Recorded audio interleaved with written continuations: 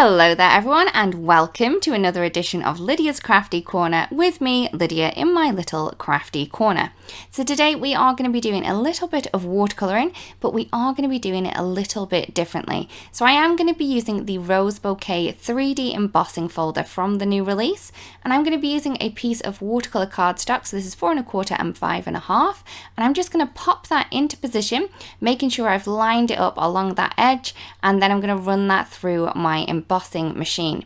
Now you can see here that we have this really beautiful embossed texture, so it's different on either side. So on one side we have the embossed, and then the other side we have the debossed. I am going to use the embossed side for this today.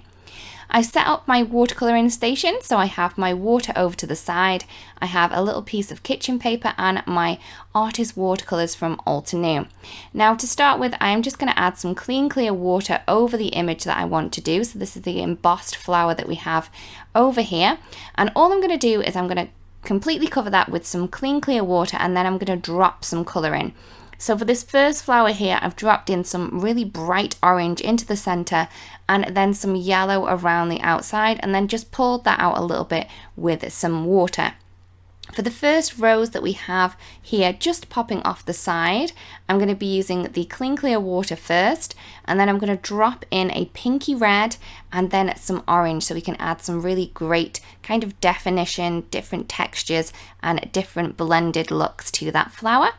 And then I'm going to do exactly the same technique for the rose at the bottom. So again, go over it with some clean clear water from my little jar that I have to the side. And then I'm going to drop in some purples and blues to that one. And I just love the different kind of looks and effects that you're going to get when these colours blend together naturally on their own. Because we have that water down, it's not going to take a lot of kind of blending. That water is going to do most of it for you. So I'm just going to add the little flowers in as well with some blue, and I've used a detail brush for that one. I'm then going to move on to the leaves. So I am going to use the same technique that I used for the flowers. So I'm going to add that clean clear water down onto the image that I want to colour, and then I'm going to drop in some greens. Now, because I want all of these leaves to kind of look different from each other, I am using lots of different kind of green tones and just mixing them around, just adding different ones to each of the leaves just to add a little bit more of an effect. And I do love how this turns out at the end. I think it looks so pretty and so colourful as well. So once I have finished that, I'm just going to dry the top part because I do not want to add any more kind of paint to the embossing folder when we redo it. Because as you can see, as the water has dried, it's kind of flattened out that embossing, but I do want that really great embossing. So what I'm going to do is I'm going to add a little bit of water to the back side because I don't want the watercolor to run at this point. I'm then going to pop it back into my embossing folder. Now to do this, you kind of need to move it around a little bit just so it kind of pops into place. So it will kind of lock into the position that it was in the first place. As you can see, it's locked in there, it's not moving around. Once I've done that, I can close the embossing folder, and you can see that everything is still nicely kind of lined up. I'm then going to run that through my die cutting machine again, and you can see that embossed texture is back and it looks so pretty. To add a little bit of highlight, what I'm going to do is I'm going to take some white pigment ink and I'm just going to rub the whole ink pad over the top, and it's just going to kind of catch the highest points of the flowers and the leaves just to give that highlighted effect there really quickly and easily.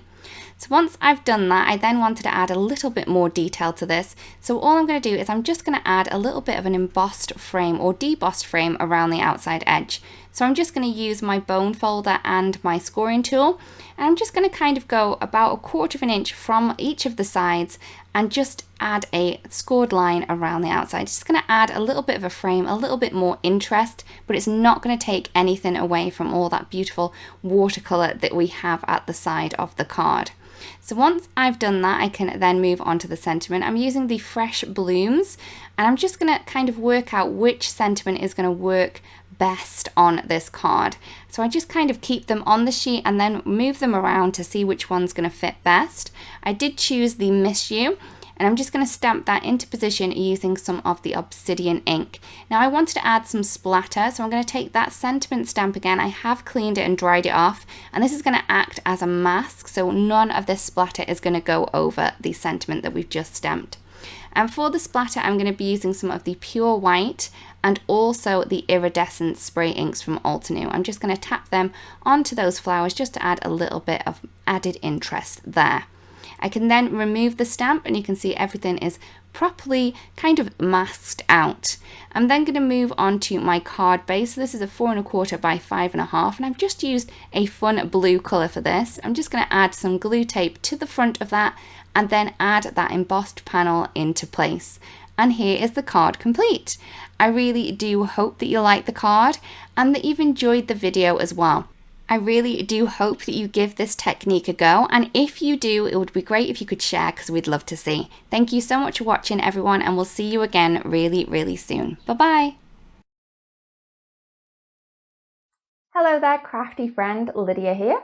Just popping in to say that you can get your daily dose of crafting tips, techniques, and tutorials just like this by subscribing to the Altenew YouTube channel. All you need to do is click on that little bell up there and you will never miss a video. Thanks for watching. Bye bye.